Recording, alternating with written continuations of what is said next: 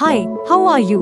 Welcome back to the Amma Katha Cheppu channel. Today, we are going to listen to the second part of the funny story of Anand Varma and Minister Bhatti, which we uploaded earlier on Amma Katha Cheppu channel. In the first part of this story, we saw how Anand Varma ruled his beautiful kingdom and how Minister Bhatti used his intelligence to solve problems. If you haven't watched the first part yet, the link is in the description. Make sure to watch it first. Let's begin the second part. One day, King Anand Varma was sitting in his palace when a soldier came and informed him. The king of the neighboring kingdom, Vikramarka, has come to meet you. Vikramarka and Anand Varma had been best friends since childhood.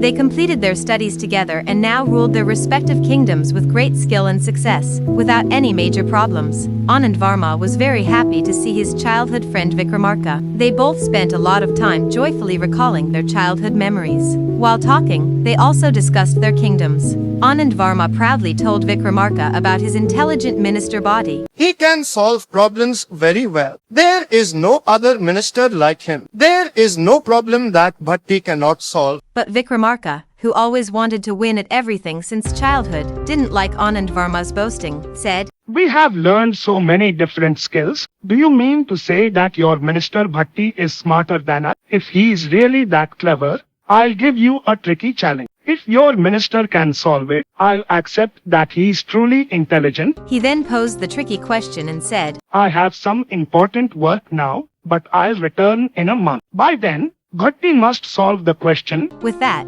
Vikramarka left. As soon as Vikramarka left, Anand Varma called for his minister Bhatti. When Bhatti arrived, the king explained the situation and said, My childhood friend Vikramarka has asked a seemingly impossible tricky question to test your intelligence. He wants to prove that his kingdom's ministers are smarter than ours. This is a matter of our kingdom's honor. You must solve it, Bhatti. Bhatti calmly replied, Don't worry, my king. Every question has an answer. What exactly is the question? Anand Varma said. To prove that there are intelligent people in our kingdom, Vikramarka has asked us to fill a pot with intelligence by the time he returns. How is that possible? How can we fill a pot with intelligence? He asked this impossible question just to insult our kingdom. Bhatti smiled and said, Don't worry, my king. It is my responsibility to protect the honor of our kingdom. By the time Vikramarka returns, I will fill the pot with intelligence. Saying this, he left. A month passed, and Vikramarka came to Anand Varma's court again. This time, in front of the entire royal assembly, he said to Bhatti, So, you are the famous Bhatti. Your king spoke very highly of you. Bhatti smiled and said, Yes, my king. Vikramarka demanded, I suppose you've been told about the question I asked. I know about your question. Then have you brought the pot full of intelligence? Bring it now. Bhatti had already given orders to the guards to bring in the pot, which was tightly sealed with a lid. He commanded the guards to bring it in just like that, without opening it. Seeing this,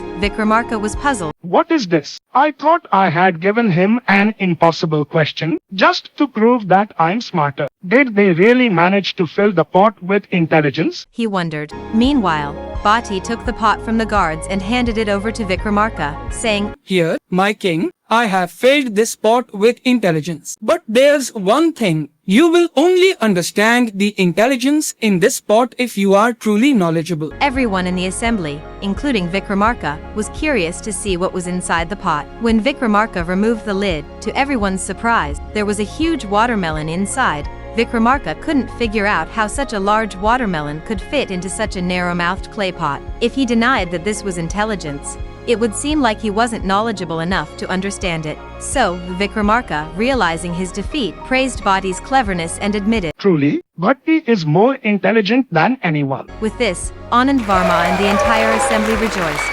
After Vikramarka returned to his kingdom, Anand Varma called Bhatti and asked, Bhatti, thank you for saving the honor of our kingdom. But tell me, how did you fit such a big watermelon into that clay pot? Bhatti laughed and said, It was nothing, my king. On the day you told me about the tricky question, I planted a watermelon sapling inside that clay pot. As the days passed, the watermelon grew inside the pot and took its shape. On the day Vikramarka arrived, I simply separated it from the vine and brought it along. Anand Varma admired Bhatti's intelligence and said, Truly, No one can match your wit. And they spent that evening celebrating happily. With that, the second part of this story comes to an end. I end the next part. Let's see how Bhatti uses his cleverness to solve yet another tricky problem. If you liked this story, please like and share it. If you haven't subscribed, please subscribe and enjoy all the stories we've uploaded earlier. I'll be back soon with another great story in the next video. Thanks for watching the video till the end. Stay tuned.